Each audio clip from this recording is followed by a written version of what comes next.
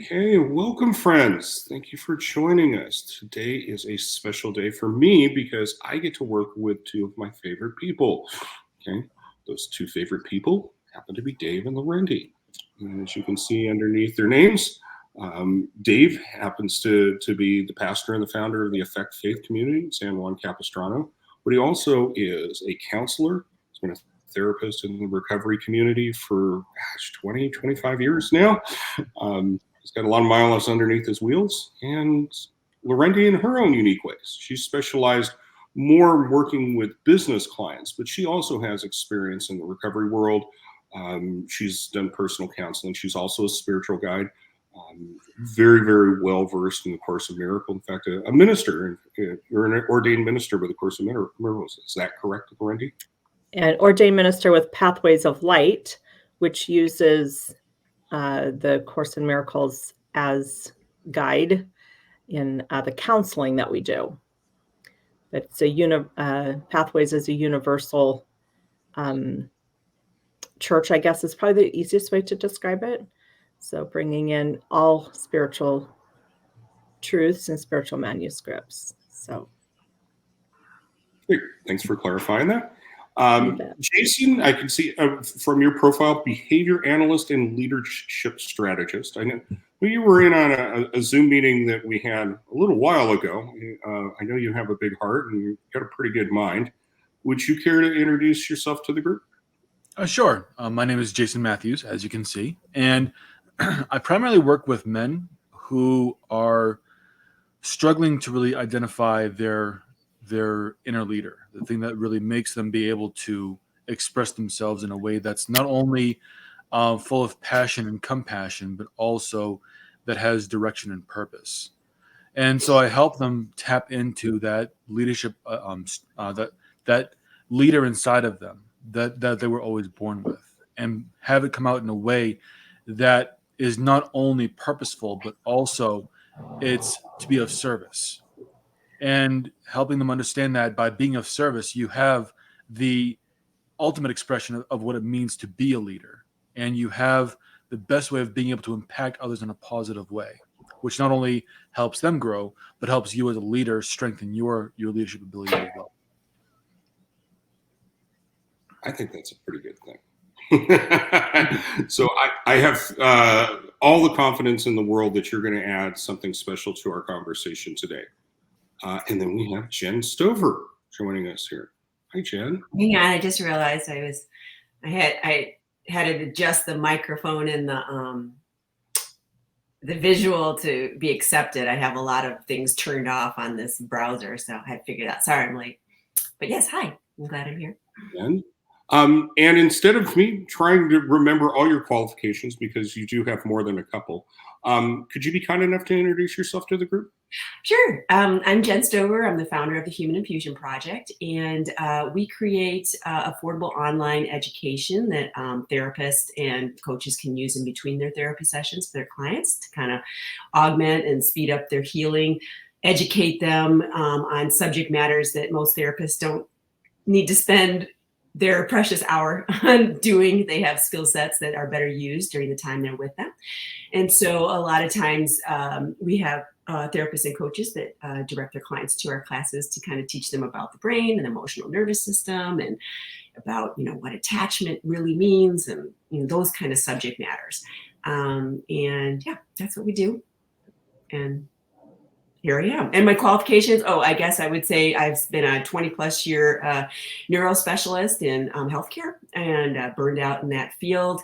And as we're kind of rebuilding our lives, we just kind of started studying the research and self-applying it. And I was like, wow, this is totally doable, And so the impact that I've had on my life and our relationship with my husband, and he's, has a different path. He's recovering from alcohol addiction and has gone through 12-step program and has a lot of support there. So our combined efforts yielded such great results that we're just sharing it with everybody. Wonderful. Yes. And I can say I'm a student of the Infusion Project, and I greatly appreciate what you share.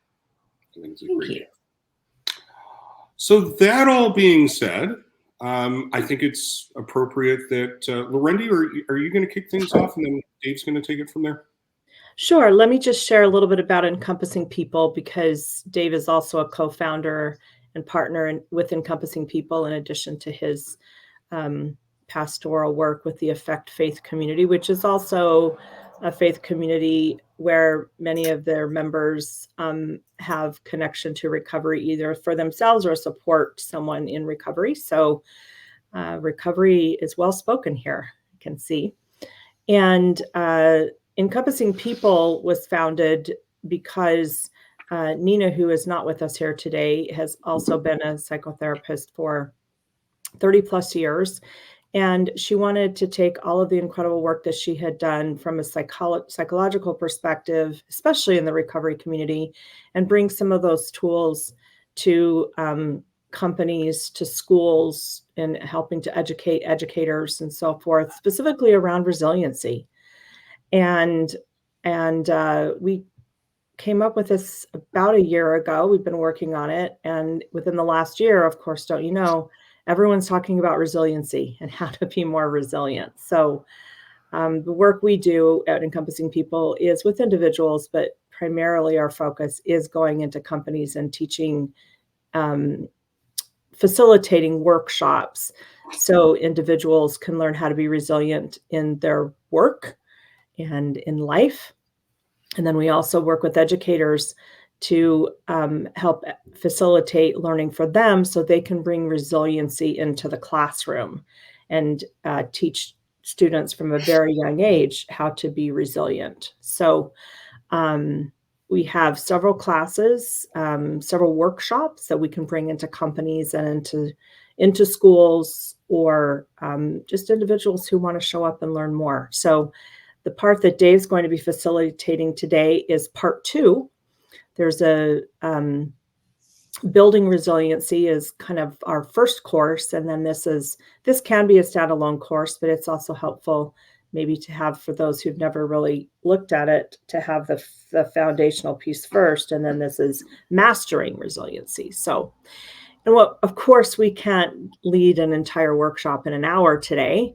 So Dave's going to lead some introductory but give us some nuggets and give us some tools we can walk away with even today in the first module of mastering resiliency. And of course, Randy, as we've discussed, this is part of a 12-week workshop that, if you find value here for people who are here today, and then also listeners who would be listening to this, we'd welcome you to consider making an investment in yourself to join that 12-week program. So with that, I will turn it over to Dave. Well, thanks, Larendee.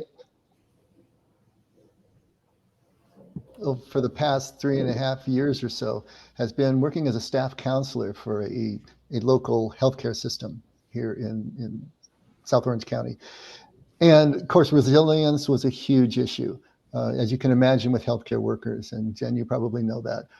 Just trying to be able to continue to work and do the things that needed to be done, showing up day by day with all the pressures that are on and the focus on patient care. And so I developed materials that I wanted to take beyond, I'm calling this kind of internally, beyond resilience. The resilience materials that I had seen and the way that I had seen it presented was kind of an outside-in approach. It was kind of a tactical approach of how to develop the resilience, how to develop strategies that would take you through a lot of the difficult places. What I wanted to do was take a deeper dive and see if we can start to understand what is the source of the angst that we need to be resilient toward. What is it that is creating the distress in us, that we can start to understand and then start to work resilience from the inside out? What is it that makes life meaningful, in other words, that is being threatened by some of the change that we see and so on and so forth, so that we can understand how that works and understand more deeply how resilience is tied to meaning and really is a function of remaking meaning when it has been lost. I was just talking to someone yesterday, and he's a very successful businessman. He has developed a string of physical therapy clinics across South County here. And he's suffering from depression. And he didn't even so much characterize it as depression. He just saw himself as losing the drive that he's had for 32 years building this business, and was having trouble even sometimes getting out of bed in the morning, finding himself a lot more irritable. And when I asked him, does he have any source for this? Was there anything that was pointing toward why he was feeling this way? Because he said it was very uncharacteristic. He really didn't have anything to offer. He didn't say that there was anything that he could really point to. But in the conversation and me asking questions, finding out that he had just sold his business about a year ago, and he was staying on as the CEO for another 2 years until the buyers of his business were going to sell, and his investment in the business is still in the business. So there's all this change that is going on at a point where he's 62 and is starting to look toward his retirement in a couple of years and what that is going to look like. Then we uncovered that the way he was raised left him with a lot of core beliefs that are pointing toward his need to succeed, to be able to prove himself, a fear of failure. And this dialing back, even as much as he's done so far, was triggering all sorts of feelings in him. And so it was really easy to see why he was feeling what he was feeling, and everything was keyed toward change. It was all of these changes in his life that were creating this angst, this distress that was then presenting as depression in his life.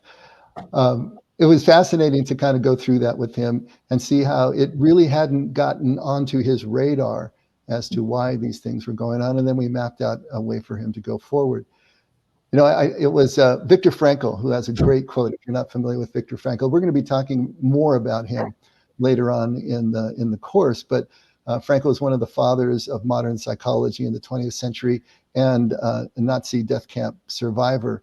But his quote is that the last of the human freedoms is the ability to choose your attitude in any given set of circumstances, to choose your own way.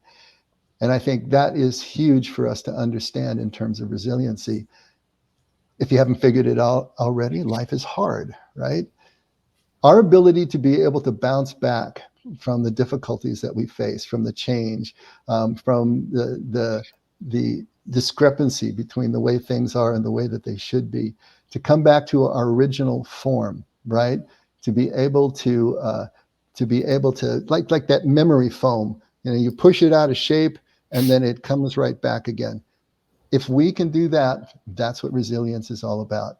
It's about coming back to our original form when we've been bent out of shape by life, bent out of shape by change.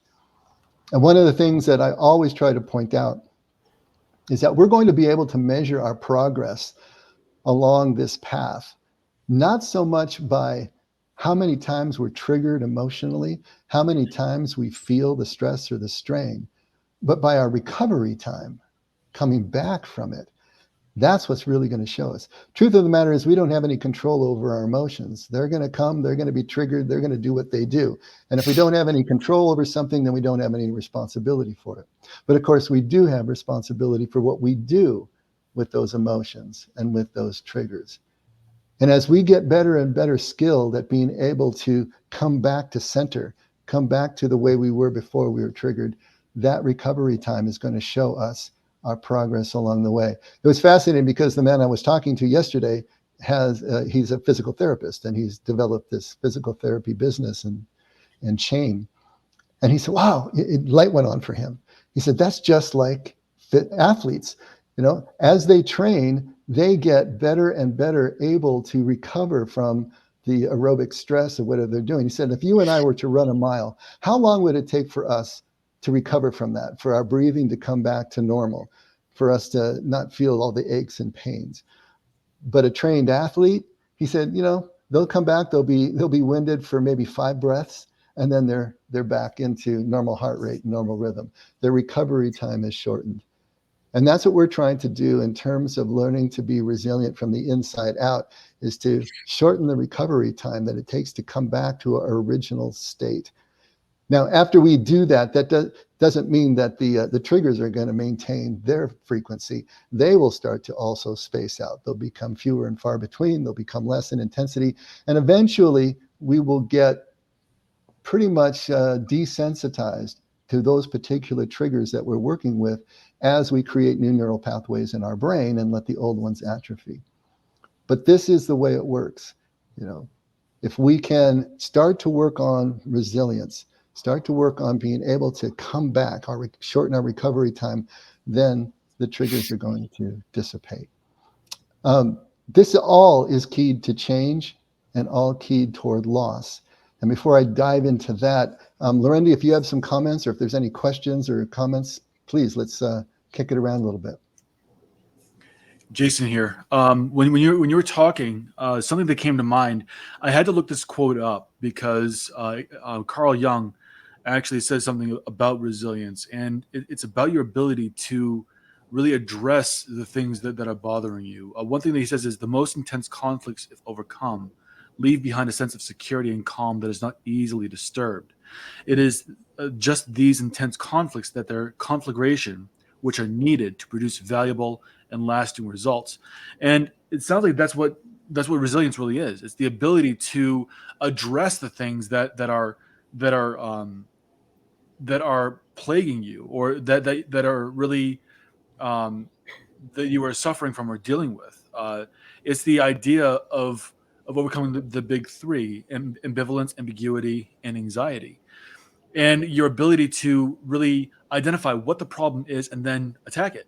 And it takes a willingness and a courage to be able to do that. And once you have that, it creates that resilience, that ability to understand, yeah, life is hard, but it's not that hard.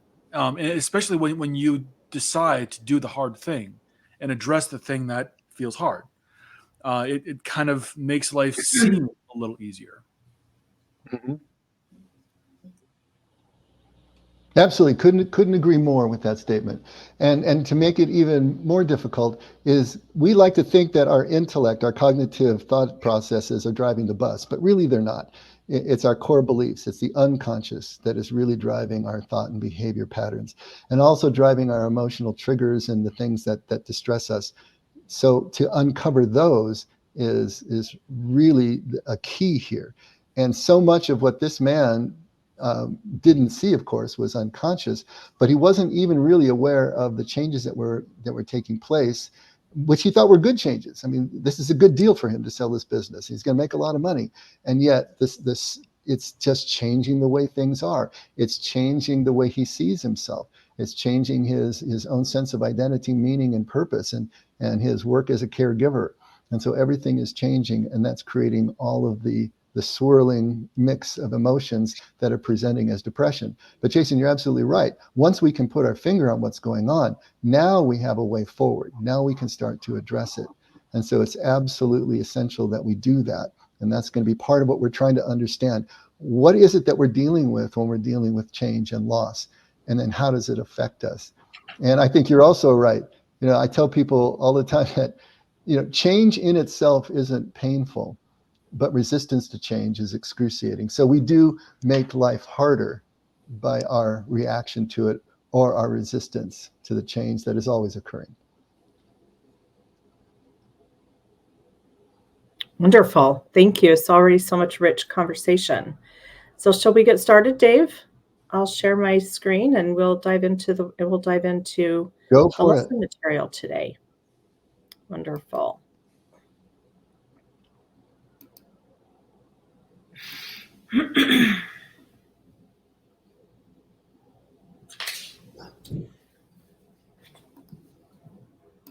So she's getting the screen going here.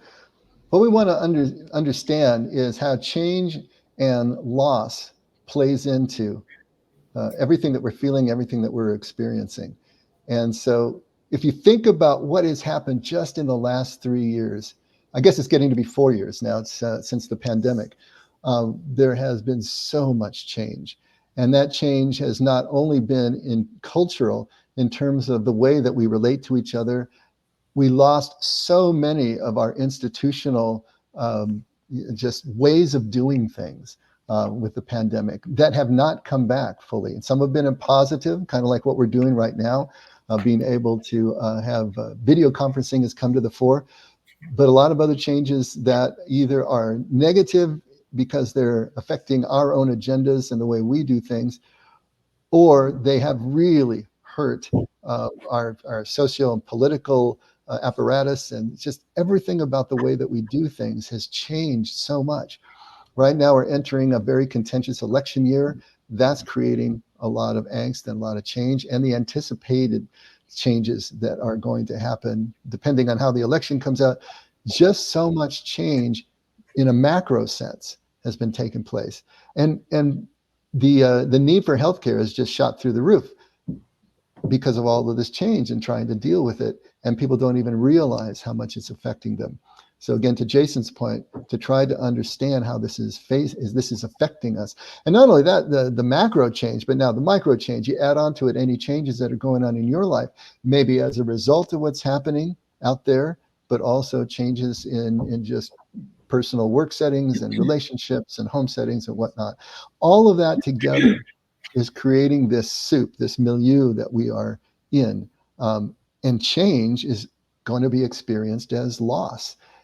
In some way, the change is changing the way that we look at life, the way that we make sense of life, our sense of meaning, our sense of purpose, and especially our sense of identity. And just like with this man that I was talking to, his identity is being changed in terms of his roles, the roles that he plays, but the roles that we play, the accomplishments that we have gathered, the accomplishments we still hope to achieve, and our own personal attributes. How do we see ourselves, as a person? And how is that changing because of all of the change that is going on around us? If we were a basically balanced and cheerful person, and now we're finding ourselves fighting depression, how does that change the way that we look at ourselves? So this loss, any loss, is always going to be a loss of meaning and purpose and identity to some degree. If we lose a person in our lives, if we lose a job, whatever we lose, it's going to be affecting meaning, purpose, and identity. And then we're kicked in to a process of grief.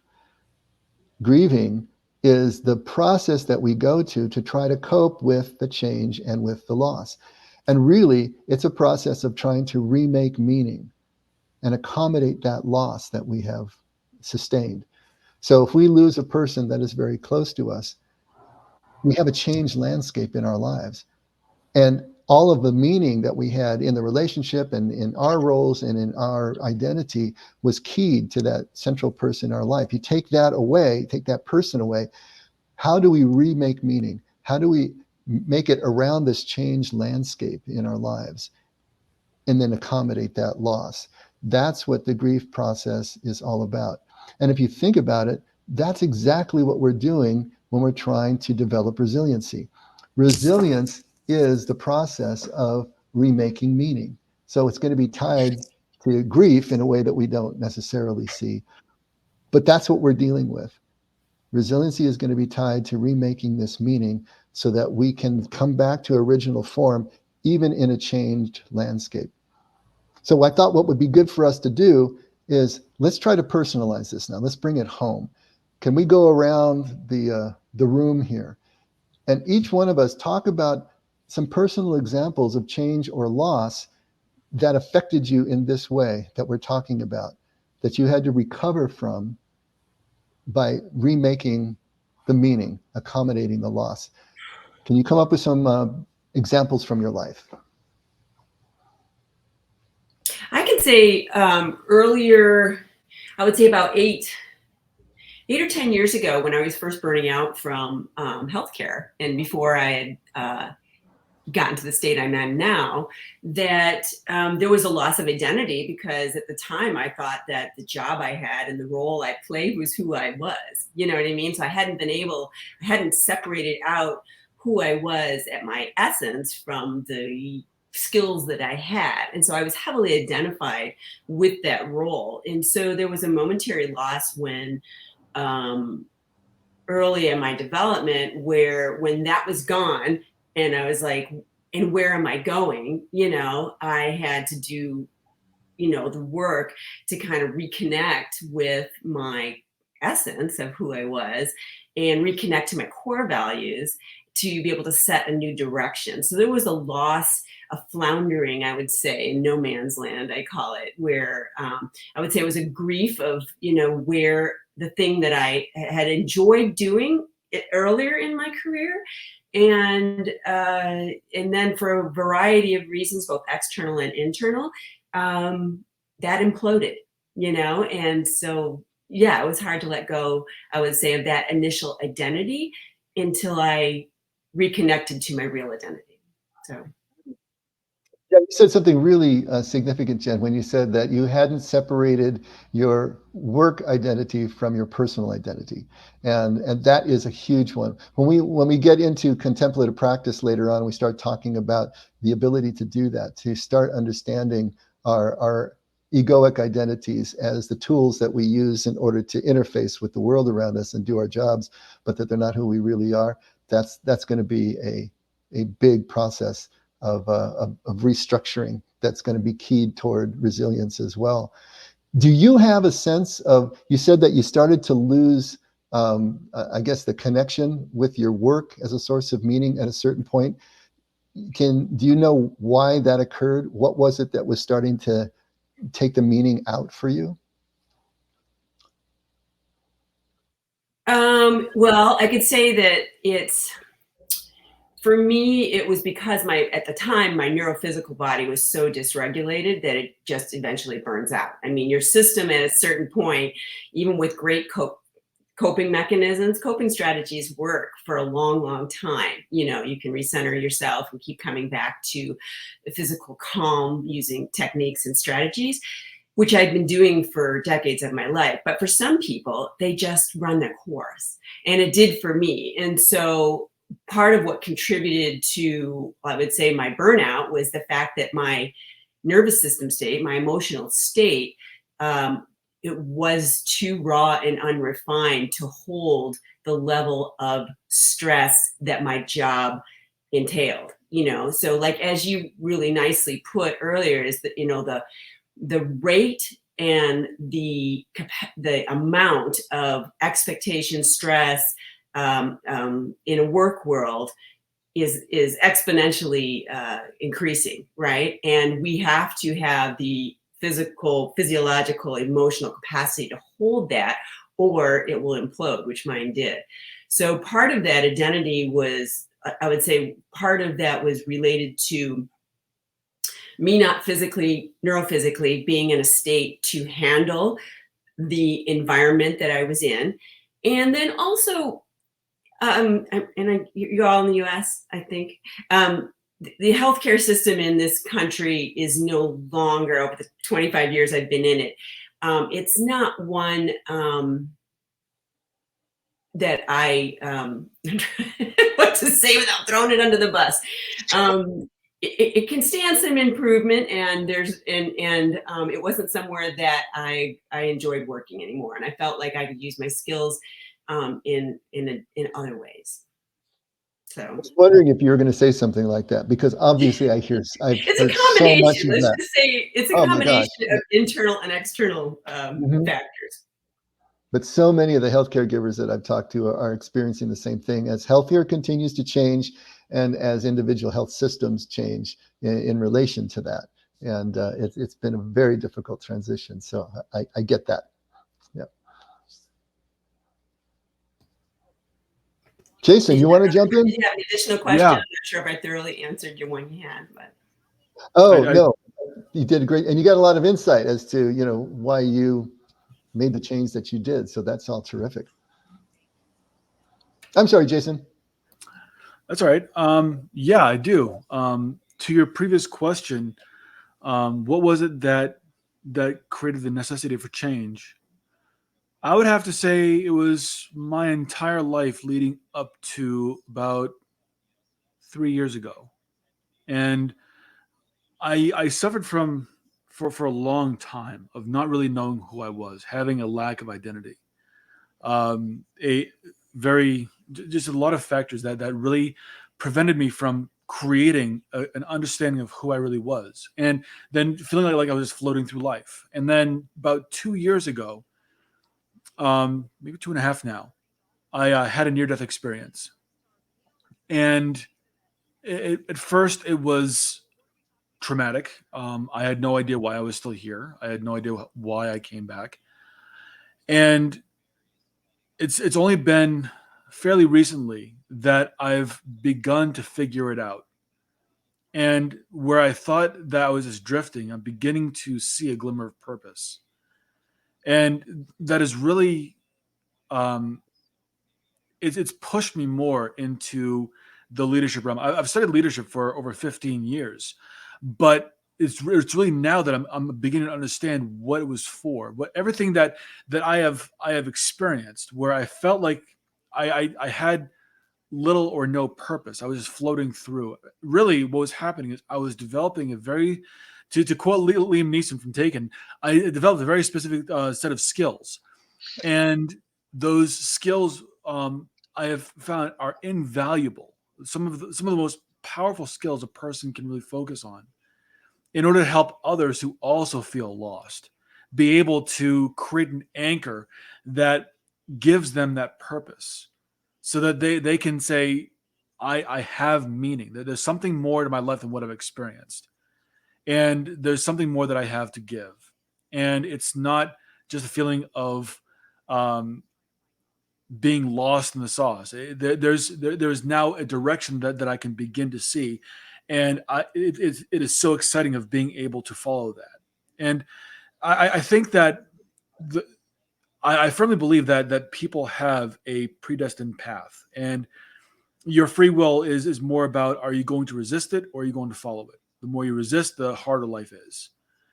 And as I've learned to relax, and I've learned to just to accept how certain things are happening, I've noticed a lot of idiosyncrasies and a lot of opportunities that are presenting themselves that make life even more exciting.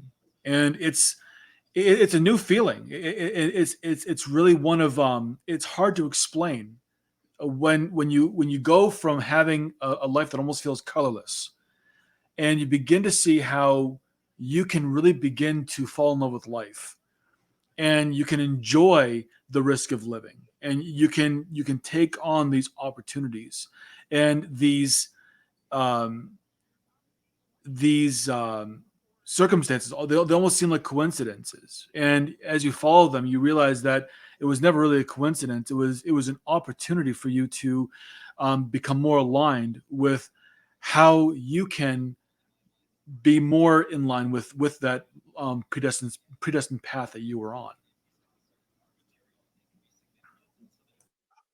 Wow, you guys got some interesting stuff going on. Near death. We have a couple of folks in our online groups with the church who have had near death experiences. Always fascinating to hear about those and how they change the person's outlook, especially in terms of meaning, purpose, and identity. We're getting right back to that. Interesting. Randy, did you want to throw in here, buddy? Well, let's unmute. So, I don't have a succinct way as describing this as others have. I think I've come to resiliency much more out of circumstance than by virtue. I grew up in a tough environment. I adapted accordingly, which of course affected me on later in life. And what I mean by that is implying is that it seemed like the solution was to play small, to be invisible. If I didn't upset my father or my mother, then there was peace in the house. Now, why that was important is because there was rarely peace in the house. There was a lot of yelling, and it was rationalized and it was justified because there wasn't physical violence. We thought we were regulating that anger. Maybe we were. Maybe all of us were really tempted to get into physical violence, and it didn't cross that line. But but I never really rebounded from this, got back the shape until I did start this process called recovery. And recovery has given me the ability to see things like I just described that I had repressed and rationalized and justified. First, it was by having opportunities to have discussions like this and see my story in other people. So this is a huge, huge thing for me. I believe that I was wounded. There was a mark left by me in relationships, but also there's been healing in relationships too. There may be some people that can heal in solitude, but I'm not one of them. But yeah, slowly but surely, as life kept going on, and it wasn't necessarily the way I preferred, as opposed to doing things like avoidance and rationalizing and justifying, I could do things like, I'll open up like here. Dave has something, I believe he's echoing Brene Brown in fearless vulnerability. Fearless authenticity is the way I like to say it. But just opening up and saying things like, I don't know, and can you help me? Those types of things that may seem pretty obvious and something that people that are listening to this have done all along. Those simple little adjustments in how I interacted with other people allowed me to start evolving into being the guy that you're talking with here. It's been a long process. And as Jen notes here, courage is fear in motion. Oh my gosh, Dave's got a good appreciation of that paradigm as well. That's helped me. Fear, yeah, is something that's going to pop up for everyone. As Dave mentioned in the beginning of our time together today, we really can't control our feelings. And of course, there's emotions that are intertwined with them. Yeah, things come. They just do. Whether we hang on to them or, again, we try to push them back in or whatever and stuff, we're trying to do something to ease the pain as opposed to allowing it to run its natural course. Yeah.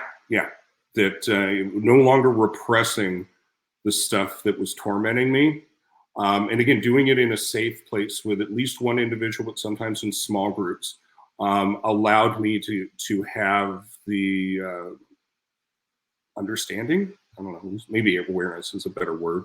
I don't know if I really understand much of this stuff other than, again, when the feelings and thoughts come that I'm uncomfortable and I'm out of sorts and such. It's just kind of like the dash light for me.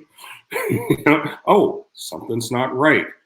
I don't know what it is. Maybe I should pause. Maybe I should kind of pull over before the car overheats and I can't go anywhere. So that may not be necessarily the metaphor. I don't know. It might be what somebody's hearing right now is understand that, yeah, these thoughts and emotions are not necessarily anything that are bad. As the house I grew up, they were. But they're indications that attention needs to be made. And a lot of times I have a bias. Again, I can only see the world through my eyes and my perspective, my limited way. And when I open up and share with other people, the solution typically comes up. Now, of course, it's my responsibility to whether I choose to, again, when I see something like, that seems like a good idea, whether I'll apply it to my life.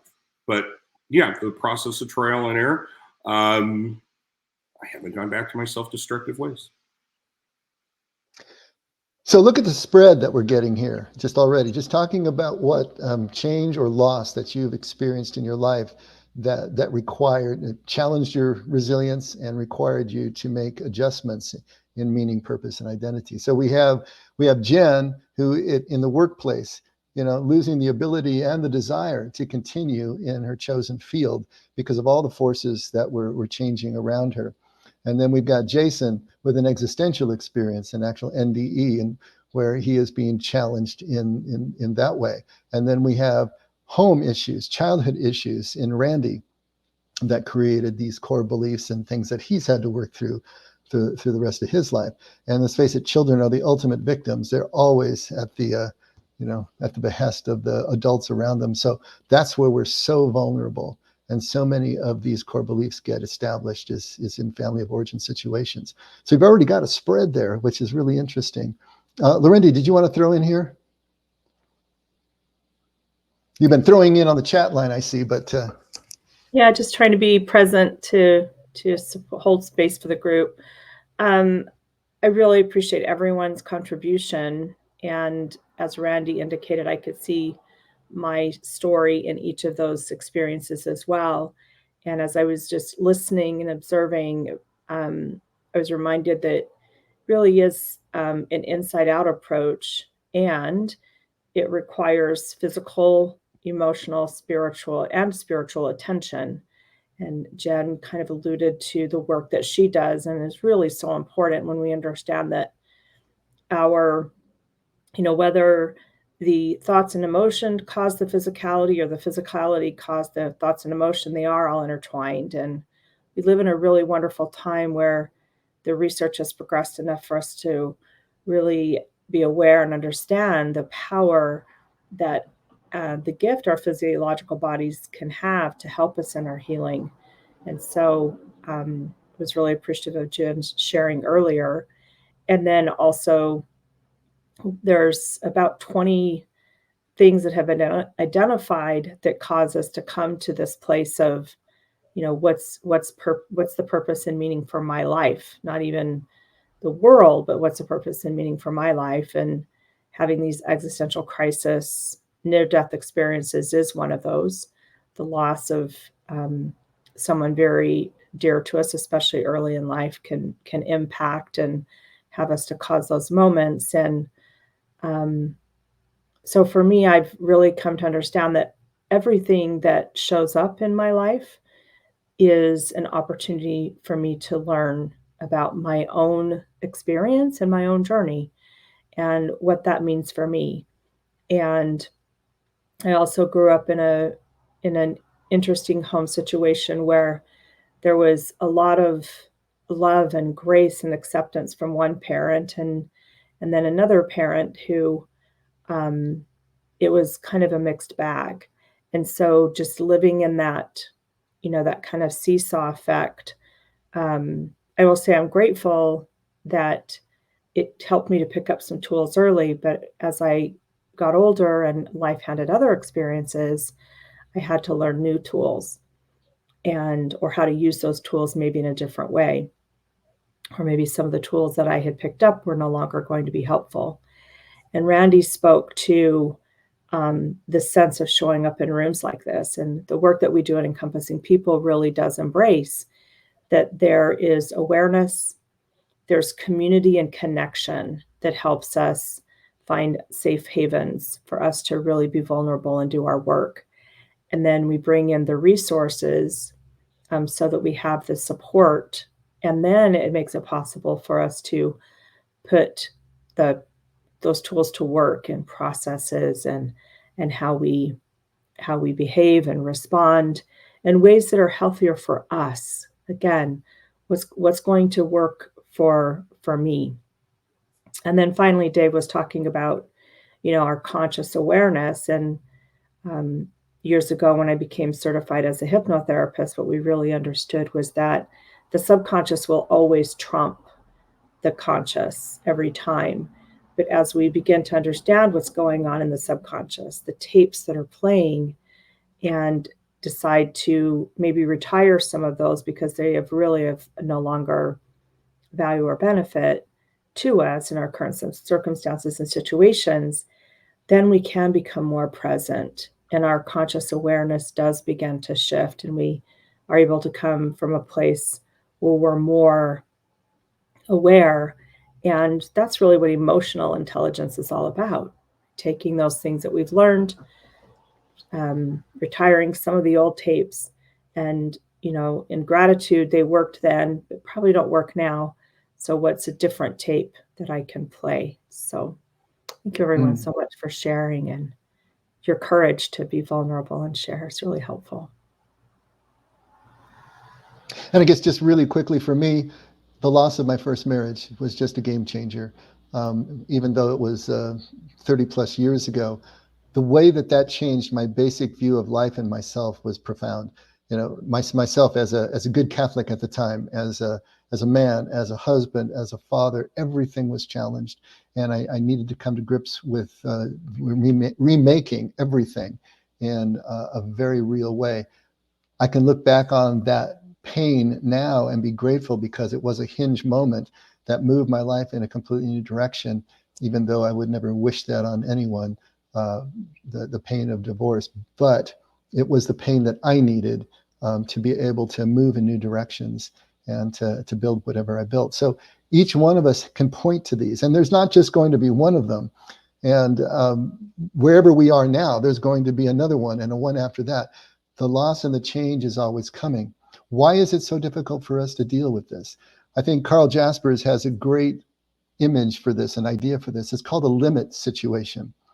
Some of these changes and these losses put us right at the limits of our ability to control the situation, to control what's going on.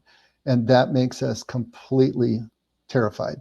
To come right up to that precipice, to realize you're at the limits of what you can control. You can no longer control the situation. You also are at the limits of your ability to make sense or meaning of it all. And so all of this change that takes us to the limits of our ability to do everything that's been familiar, everything that we've used to date to be able to hold our lives together, to make sense and meaning out of them, is being threatened at this limit situation.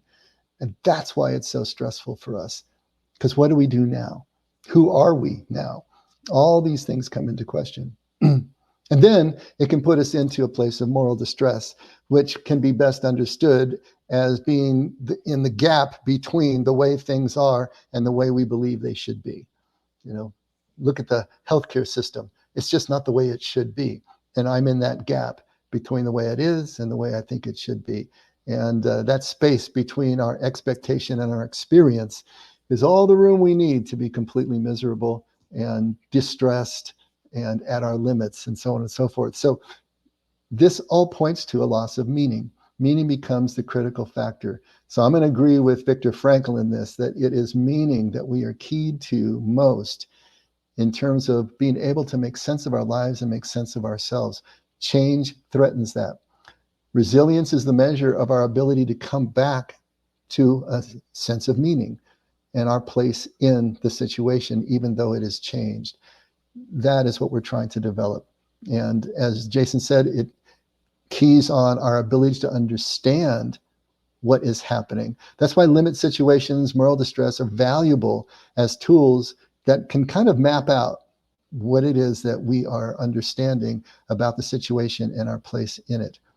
Meaning is going to be central to all of this. Now, a lot of times we end up thinking in terms of purpose more than meaning, because purpose gives us the ability to map and to plan and to do the things that we need to do in life. And as human beings, we all need purpose, of course. That's purpose understood as the reason or the intent behind whatever action that we're taking. Purpose is going to answer the question, why? Why do we do the things that we do? But that why is also pointing toward meaning. So meaning and purpose are going to be linked. Meaning is what undergirds the purpose, makes purpose feel purposeful, if you want to look at it that way, which of course is going to be the opposite of burnout. As Jen was talking about the burnout that she experienced in her work, there was a loss of meaning there. If the healthcare system is changing and suddenly there isn't the emphasis on patient care, there isn't the emphasis on the humanity of the caregiving situation, and it's more a numbers game, then there is that loss of meaning, which translates into a loss of purpose, which eventually translates into burnout. What we're trying to do is to move to the opposite of burnout, which is to reestablish the meaning, which gives us the why for the purpose, and then reinfuses our energy and our sense of fulfillment in whatever it is that we choose to do. So this is where we're headed. This is where we're trying to go with this kind of beyond resilience course format. And I think, Larendee, you had, I can't see the PowerPoints. I think you had one other sharing opportunity, although we're kind of running out of time here. What did you want to do at this point?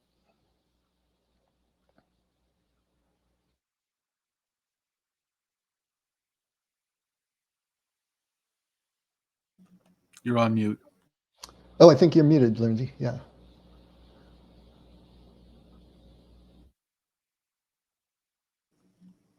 Still on mute.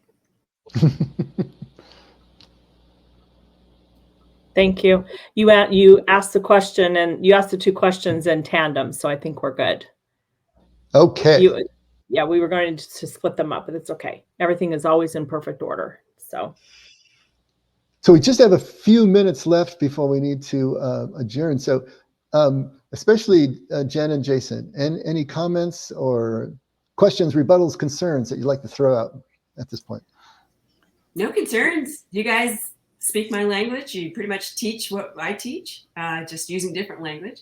So no, I am a full support of everything that you say and are teaching, and I'm grateful for your service for sure. And I will so glad Randy has introduced me to you, so I can keep you guys your name and your programs available, like for referral and that kind of thing. And yeah, I'm so grateful for what you do, and that's about all I can add. There's nothing more I can add. We're on the same page, so That's great. Thanks, Jen. The only thing I wanted to say was I know that there was a plan to have this conversation go in a certain direction. One thing that I learned in the military was plans are great until first contact. At that point, a plan always goes to shit, and that's not a bad thing.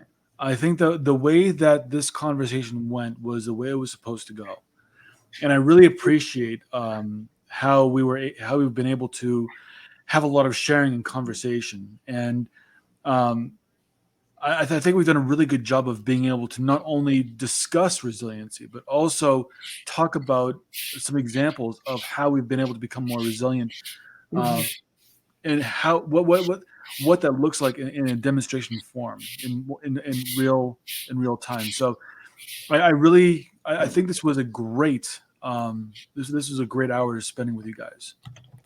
Oh, terrific. Thank you, Jason. Okay, Larendee, back to you, or Randy, back to you. Thank you, Jason. I just emailed a PDF format of the PowerPoint that we didn't go through, just so you have it for your information should you care to refer back to it. Basically, Dave spoke through it without us going through it. And I agree with Jason that everything is always as it's meant to be. And that has brought me so much peace in my life, and also really given me the strength and the courage to continue to show up every day. If you're interested in looking at the 12-week workshop, please just reach out to Randy and let him know, and we will we'll put you on the list for that, which will be up and coming in February and March. Randy, I'll turn it back to you.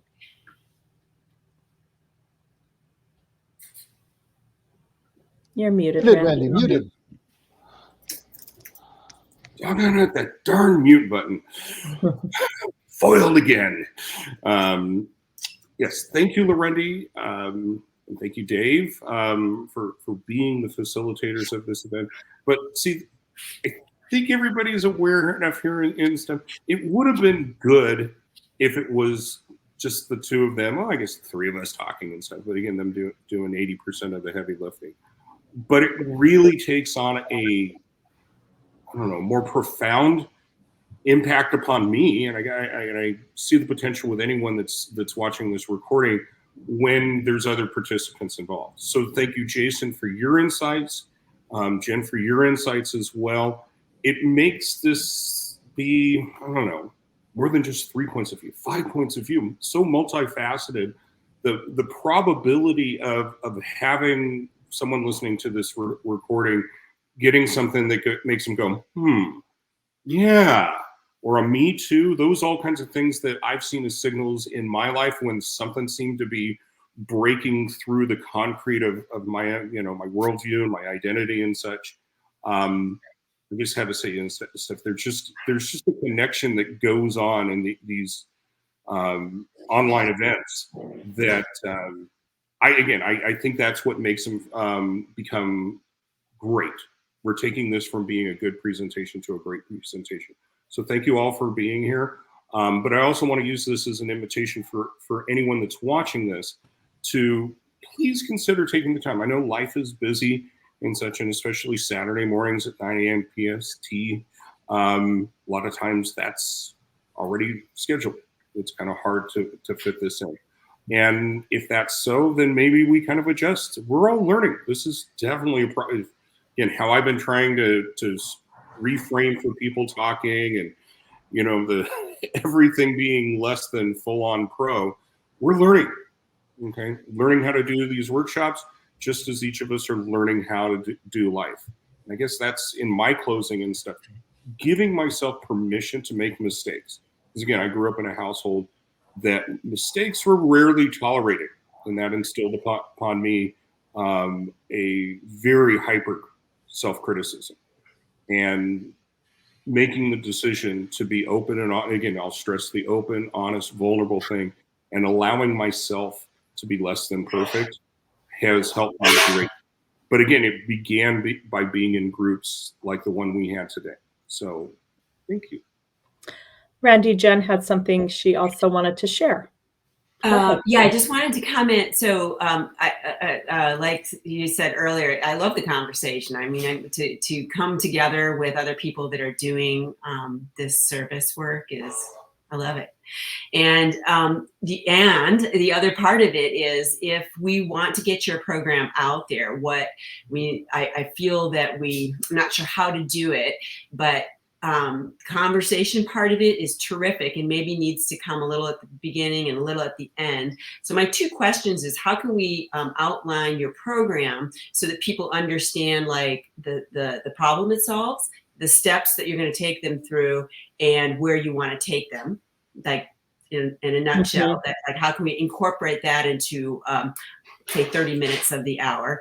And the other question that's just food for thought, like to think about, like, how can I structure it? So a little bit of intro, and then here's the problem I see, here's the steps that we do, and this is where we're going to take you at the end, and then let's talk about that.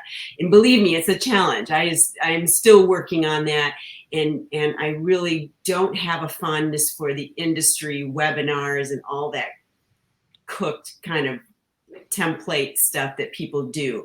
But somewhere between those two extremes, there's a place where people can really get to know what you offer, which I want to support.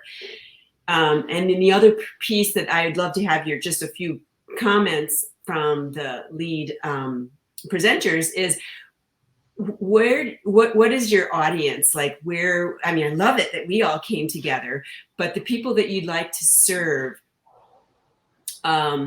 what does that look like? Like, are they, how can we get them into this environment to hear what you offer and how you can help them? Sure. So I emailed to you a PDF of the presentation, Jen. So Good. You'll see how we actually do have that structure in place. Dynamite. Where there's the step-by-step. And I think it's a really good blend of conversation and also, meat on the bones that most learners, some people are visual learners, some people are auditory, right? So then it kind of meets both of those needs. So you'll get that in your inbox. I already emailed it, so you'll have it so you can see that structure. And then as far as how you can let people know that our target market, as we would call it in the industry, are the C-suite and companies is who we primarily work with.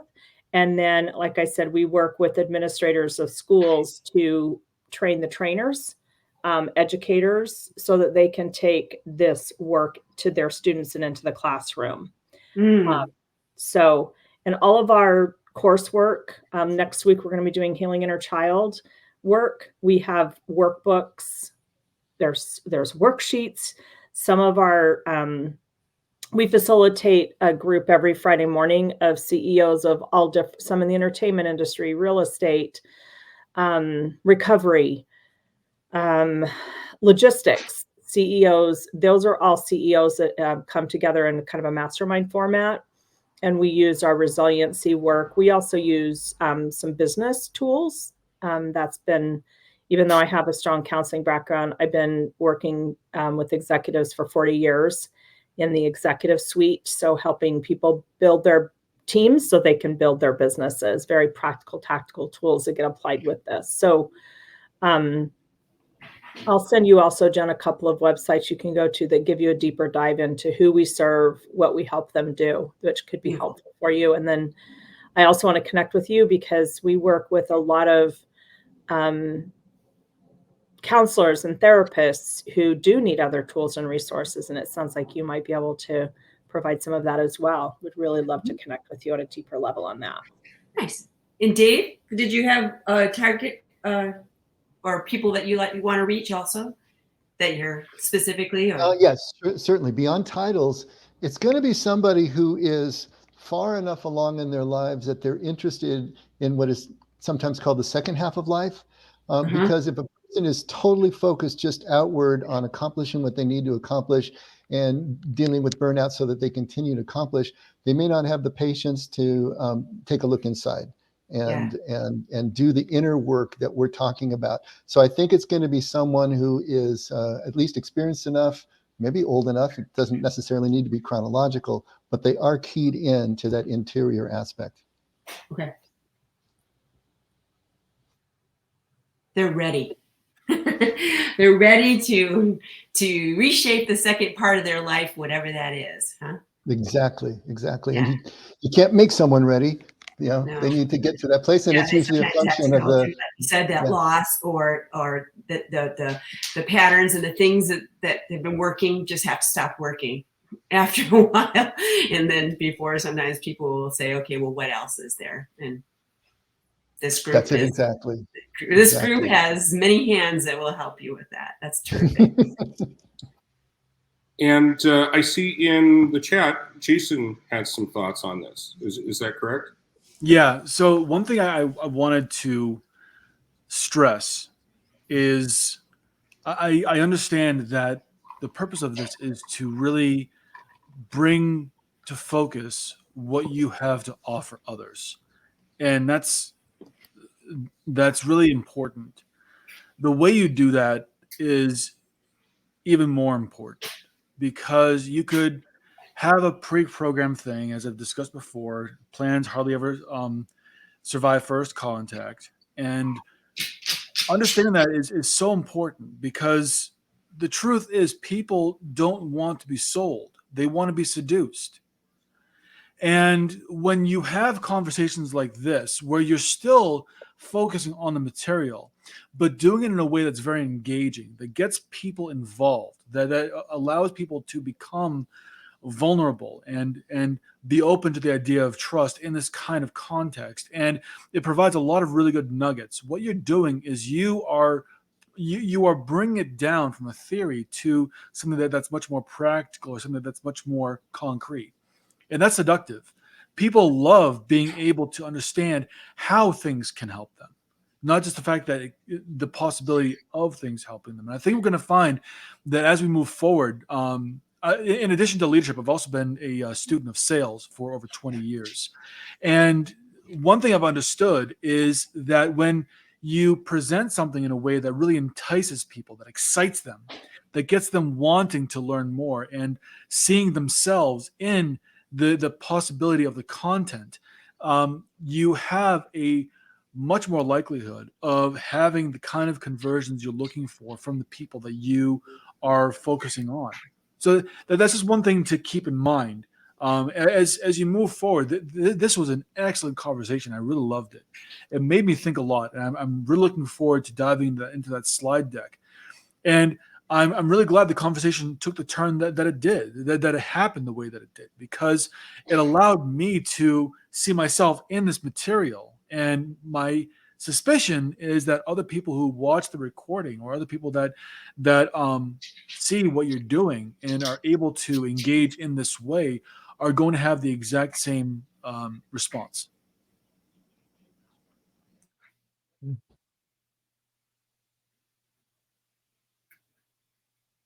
Randy, you're muted again.